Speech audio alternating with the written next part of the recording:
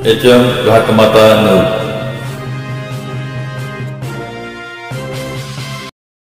शेतातून वैरण घेऊन जात असताना अंगावर वीज पडून एका शेतकऱ्याचा दुर्दैवी मृत्यू। शेतातून वैरण घेऊन जात असताना अंगावर वीज कोसळून एक शेतकरी जागीच ठार झाला आहे।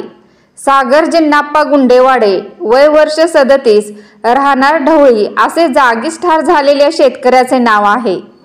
म्हैसाळ रस्ता गुंडेवाडे मळा ढवळी येथे त्यांचे शेत आहे।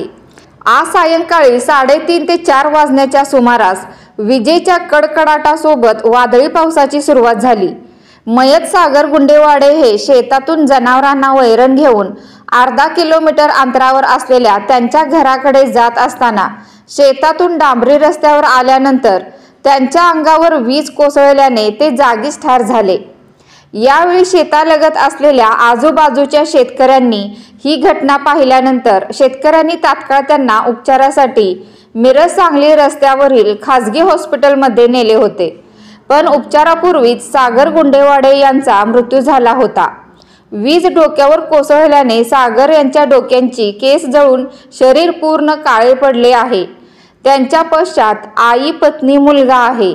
याबाबत मिरज ग्रामीण पोलीस ठाणे येथे या घटनेची नोंद झाली आहे। स्वामी ढवळीगावचा रहिवासी असून या ठिकाणी आमचे मित्र श्री सागर जिन्नाप्पा गुंडवाडे, वय वर्ष 35, त्यांनी शेतातून काम करून पाऊस आल्यामुळे घरी जात असताना अचानक वीज कोसळली आणि त्या जागीच त्यांचा मृत्यू झालेला आहे। ही अतिशय दुर्दैवी घटना आज आमच्या गावामध्ये घडलेली आहे आणि त्यांना माझी एकच सर्वांना विनंती आहे की सरकारला, शासनाला जे काय त्यांचं हे असेल, त्यांची परिस्थिती फारच नाजूक आहे। त्यांची गरीब परिस्थिती आहे। त्यांच्या पाठीमागे आई वयस्कर आहेत, तर लहान मुलगा आणि बायको आणि भाऊ असे त्यांचे छोटंसं परिवार आहे। अतिशय गरीब परिस्थिती आहे। शासनाकडून योग्य ते त्याला मोबदला व त्यांच्या उपजीवासाठी येणाऱ्या भविष्यामध्ये काही ना काही तरतूद करावी अशी माझी विनंती आहे। संपूर्ण गाव या ठिकाणी शोकाकुळमध्ये बुडलेलं आहे आणि आम्ही सुद्धा त्यांच्या या दुःखात सामील आहे। घरातला जो करता माणूस होता त्याचंच असा अपघाती निधन झालंय। पूर्ण गावावर शोककळा निर्माण झाल्या। आज भयानक दुःखद घटना घडल्या।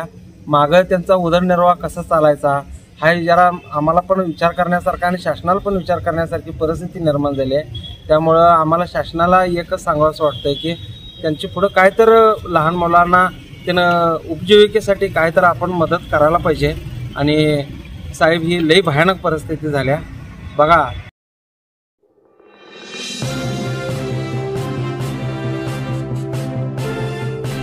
HM घाटमाता news.